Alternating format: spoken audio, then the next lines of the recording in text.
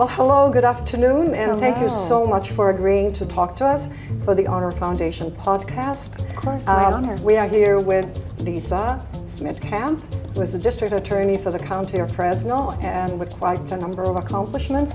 So we would like to learn from you today. My name is Vera Mijojlić, and I am the founder and Executive Director of the Southeast European Film Festival in Los Angeles. But more importantly, I'm a journalist by training. That's my background. And I love talking to people.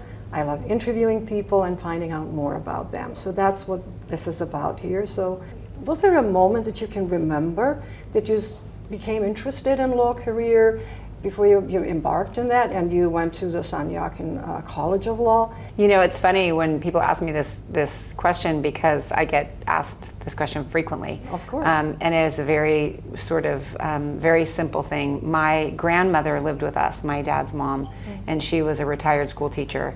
And she loved to watch intriguing television shows. And so when I was a very young little girl, she would watch Perry Mason, which was a show about actually a defense attorney. Yes. And so we would watch Perry Mason almost every day. When my brother went to kindergarten, I would be home with my grandma and we would watch it, and she would tell me about the courtroom and she would tell me about what he was doing, and I just was always intrigued by it. So growing up, the minute that I started school, the minute that I started kindergarten, I was always a very vocal child. I think I might have been a little bit argumentative, and so that helps in your job. That absolutely. Yes, it can be a positive at some point. For sure. But I heard from my whole family, my parents and my grandmother, "You're going to be a lawyer someday. You're going to be a lawyer someday." Right. I don't know if it was about the way that I spoke, about the way that I argued, the way that I tried to get my point across.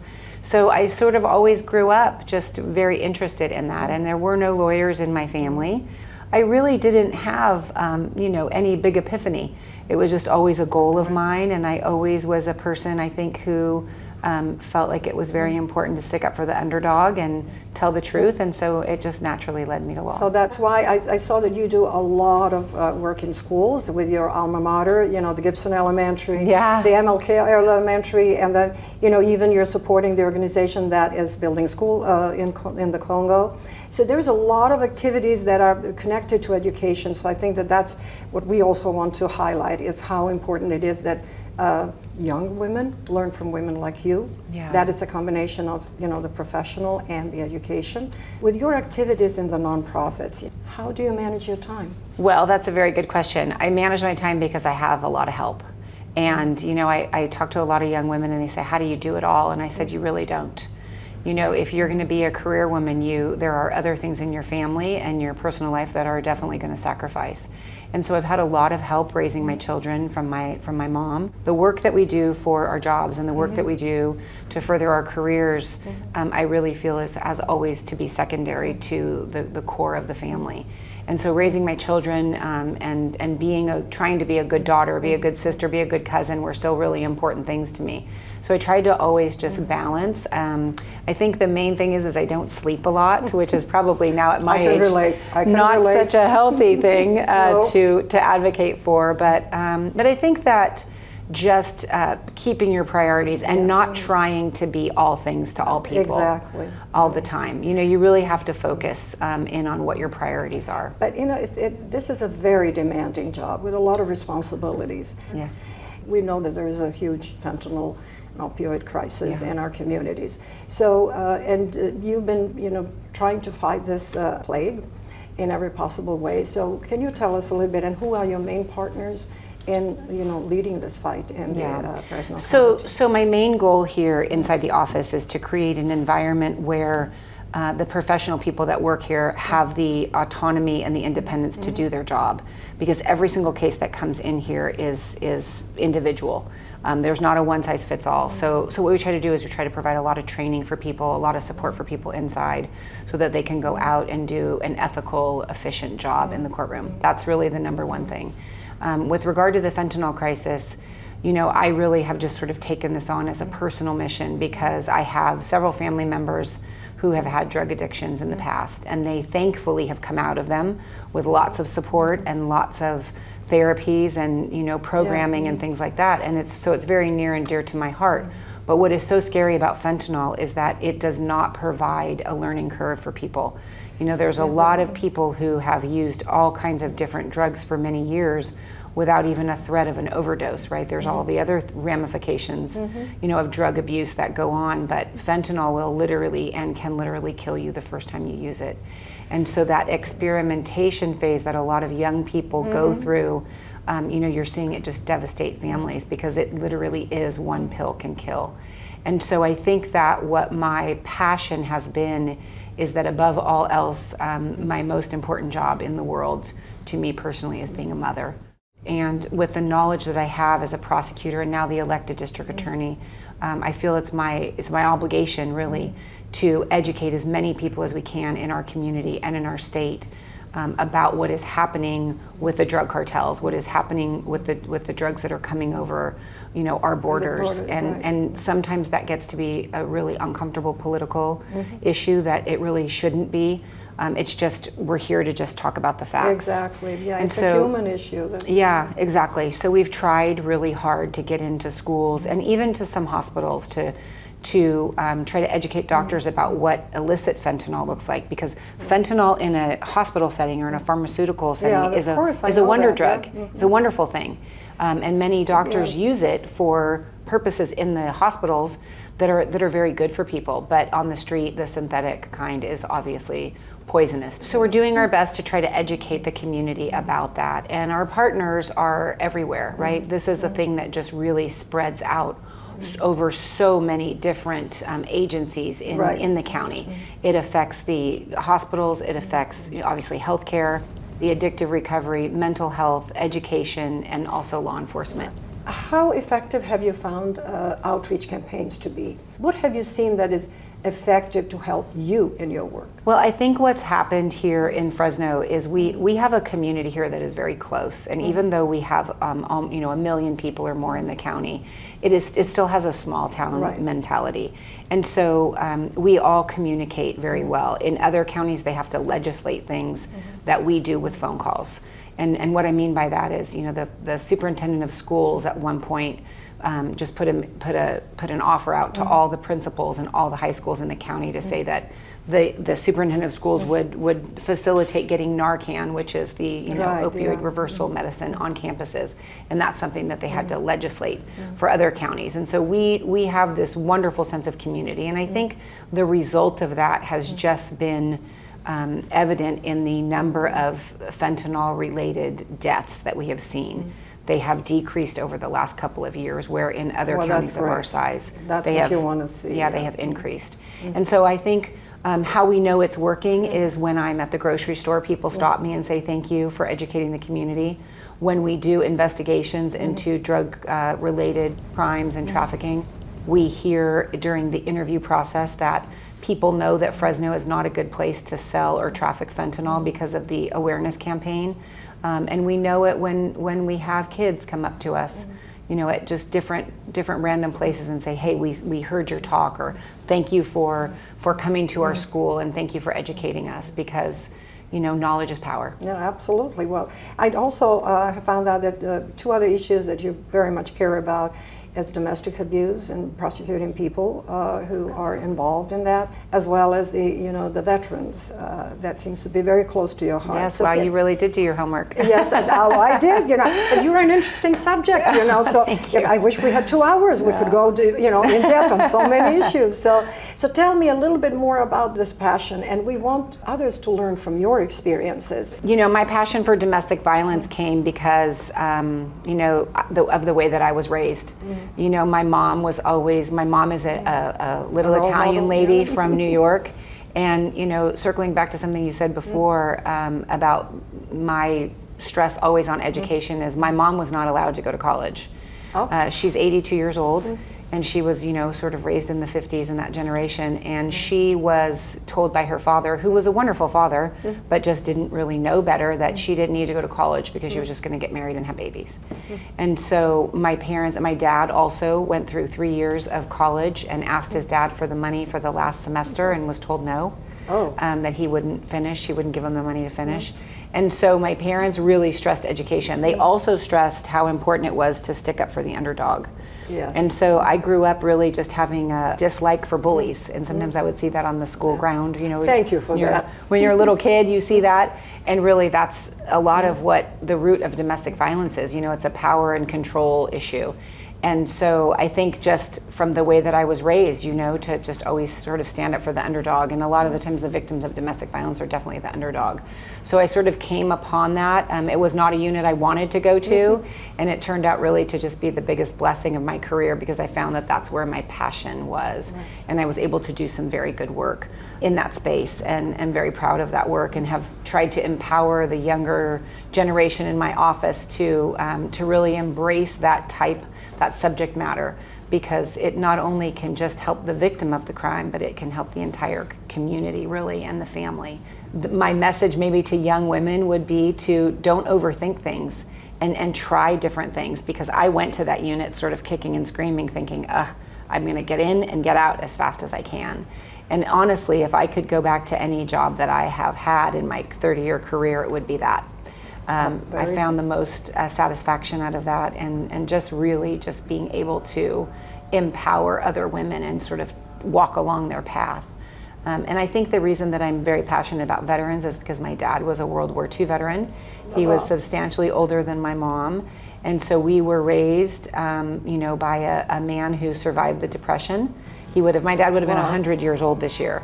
So, yeah, he was a World War II vet, and he always raised us to honor our military, our police, our nation, our flag.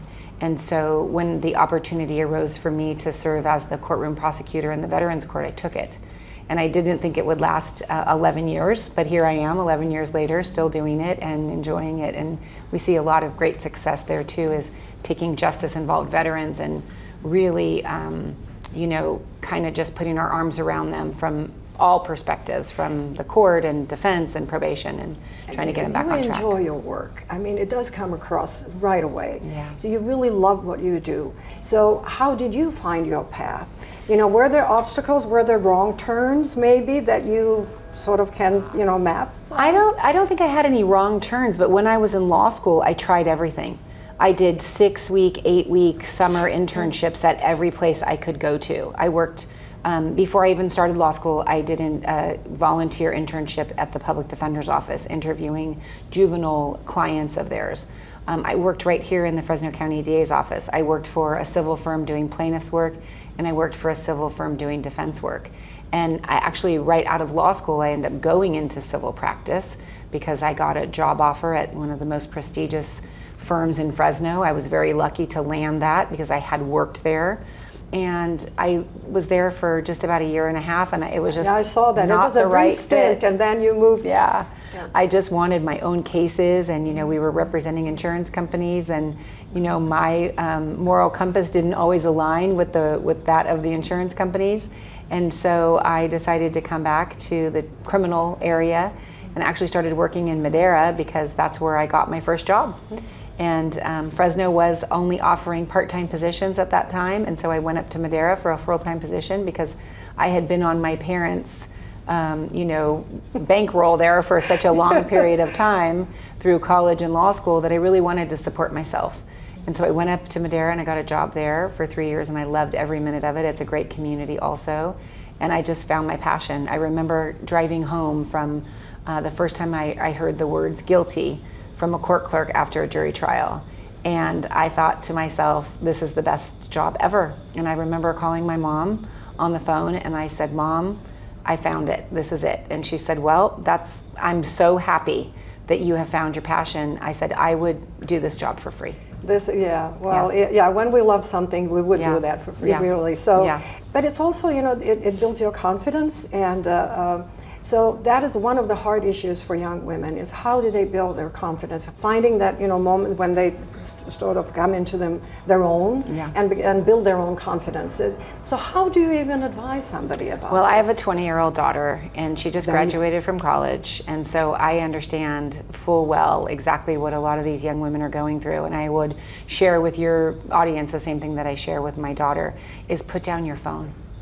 Get off of social media. Social media is not reality, and it is sadly the reality of our young generation.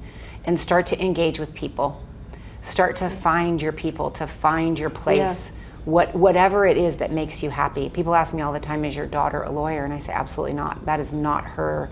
That's not her realm. She certainly has the intellect to do it. She has great study skills. She could be a lawyer, but she's actually very involved in the creative world, in the arts. And so I try to love and support her all the way through that. But I think for young women today, they are so inundated every day, all day with that phone. True. And when they swipe and they scroll, they see all the reasons why they should doubt themselves.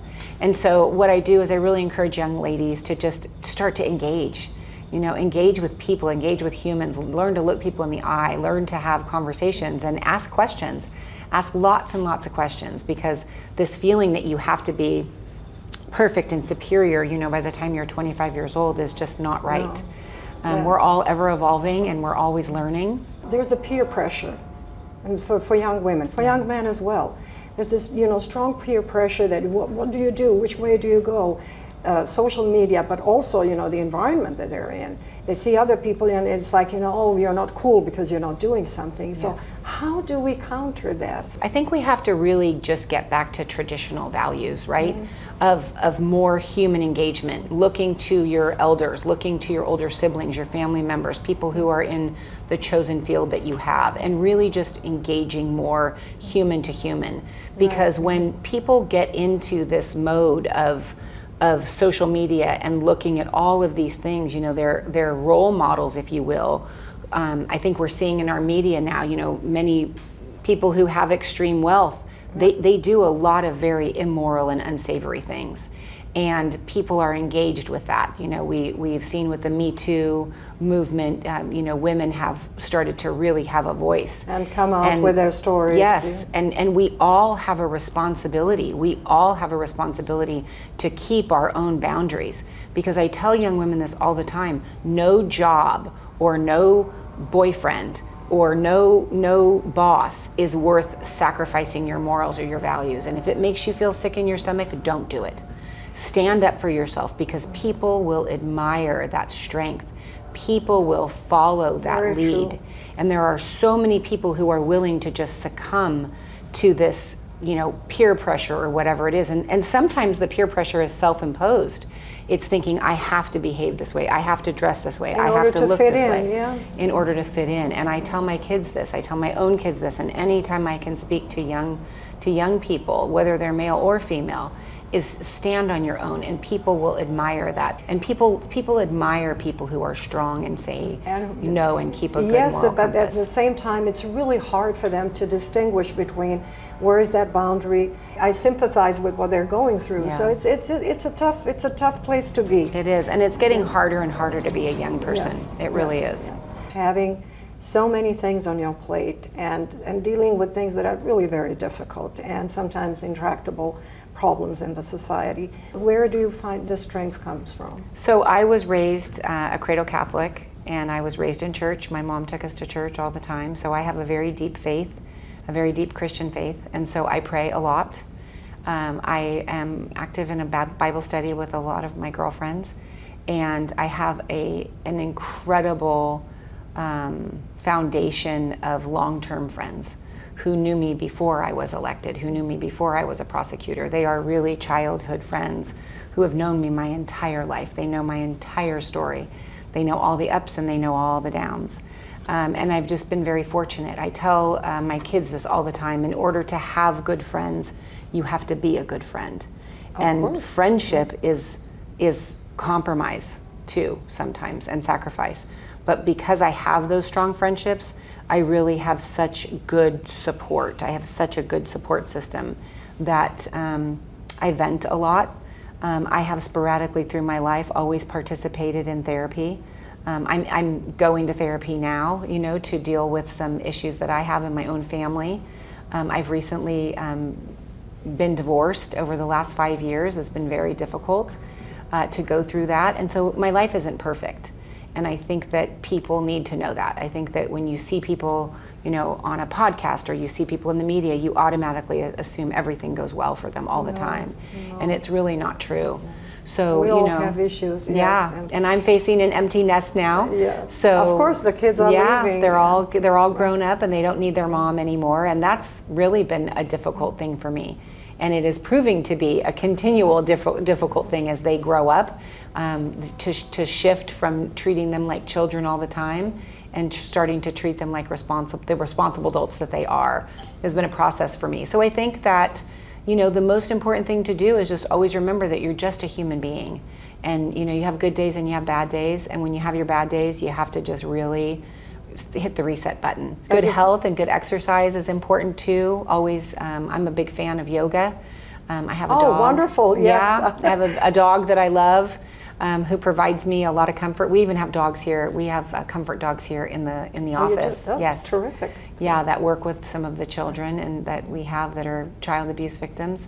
And so, you know, I love animals, and I know, I read about it. We could talk a lot more, Yeah. because I know that you're a big champion for that cause in particular. So how do you think the people would describe you in one word? Is there such a thing as a one word for Lisa? I would probably say passionate. Excellent. What is your favorite activity? If there is such thing, you can single out one. Well, my favorite activity was always watching my children play sports, and so now that I don't have that anymore, I'm going to have to find one. But I do enjoy walking, and I do enjoy yoga. Any favorite movies? Sound of Music. Sound of Music? Yes. Wow. So you love classic movies. That's great. Yes. Travel? My favorite place is Italy. Italy is a wonderful place, Yes. and thank you so much. You're It's most been a welcome. total pleasure. I so much appreciate it. I'm sure that we will be back. Oh, thank you. Know, you. so you will not get rid of us. Yeah. You know, we Well, would it's an like to honor to learn have more, you. and I'm sure there are many other things. You know, because it's that confidence and. You know, and also friendship. I want to thank you for mentioning that, how important that is to keep friendships Yes. in our lives. That also can give us a lot of strength, especially when things don't go the way we like. So thank you so much, You're you most know, on welcome. behalf of the ONOR Foundation, but also on behalf of the people who will be watching this, and hopefully some young women who will say, well, that lady did it, I'm going to do it also. I hope so. Yes. I hope so. Thank you for having me. No. Terrific. Thank you.